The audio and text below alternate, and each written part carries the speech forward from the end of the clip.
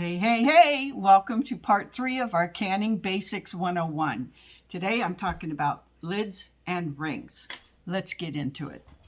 So, just like jars, there is a regular mouth and there's a large mouth jar.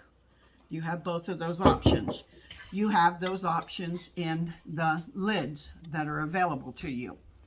Now, before you use any lids, and this one is new, as you can see, this one is old because I've reused it a couple times. It's kind of yellowed out. Always check for that band around there to see if it's in good shape before you use it. The other thing that you want to check for is the side, and I think you might be able to see the little dimple right there. So that's where I'm opening the lid, and if that's up too much, it will not get a good seal.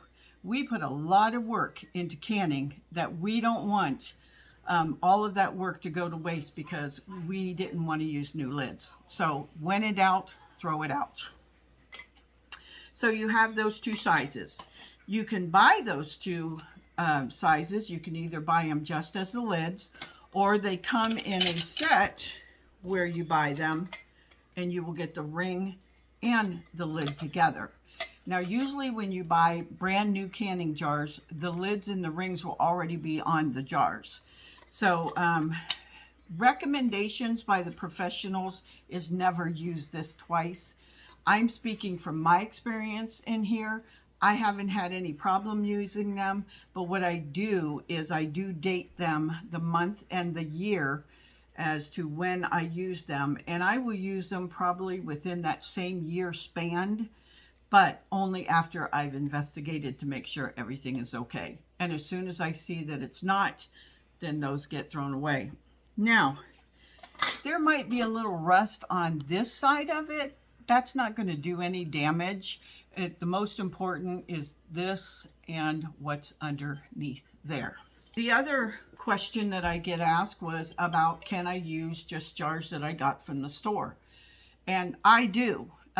These are made with tempered glass and they're made to withstand the high heat, but I have found these to be okay. None of them have busted on me, but if there's any imperfection in the jars, don't use them.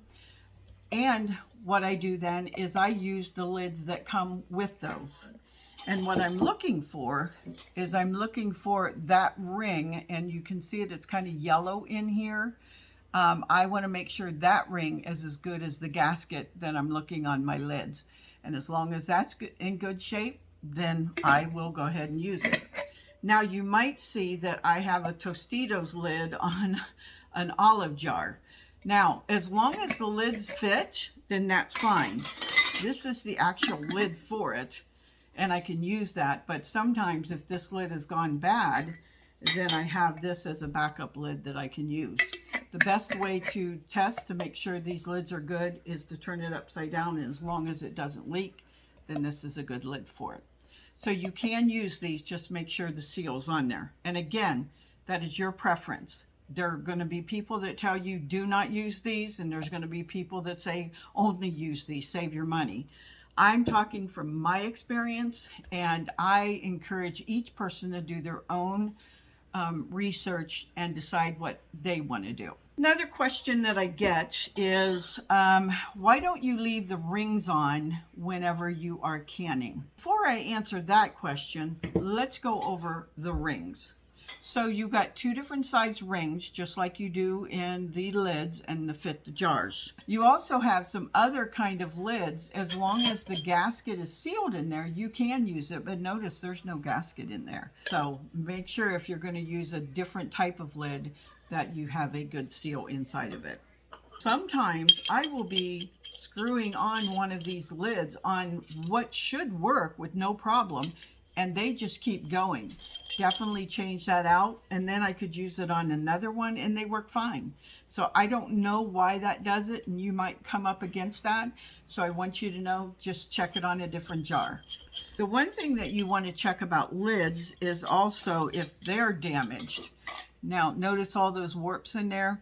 Because I have arthritis, and because when I was starting out, I didn't know how to get these off if they were too tight, and I might have been making them too tight, is what I would do, whoops, I'll use this one.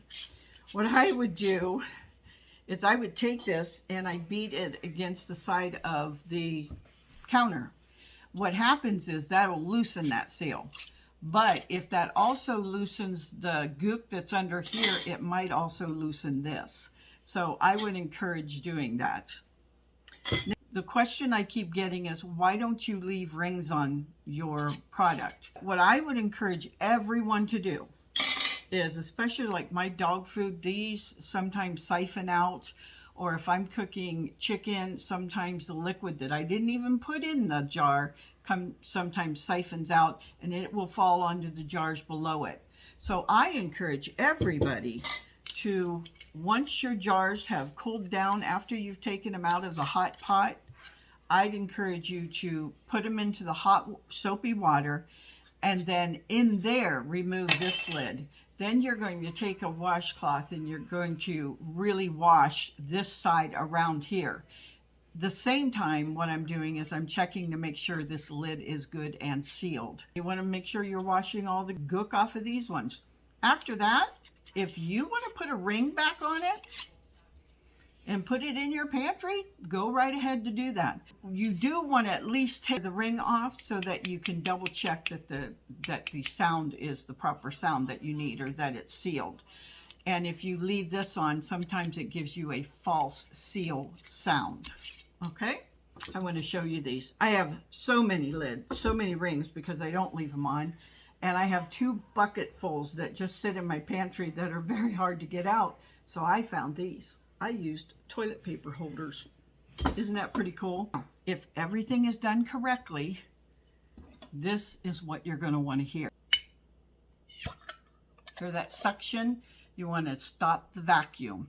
Good thing my dog's going to eat this today. Make sure that it pops open like that, that you hear that break. If you don't, then double check and smell it and make sure everything is okay. I hope this was helpful to you. If you have not seen the other videos, go back to the channel and check for the canning pots that you can use. And then I also did one on jars. Tomorrow I will be talking about some of the tools that you can use for canning. I hope you're enjoying this series. And if you don't mind, even just say hello if you don't have a question down in the comments, so that I know this is helping somebody. I hope you have yourself a great day.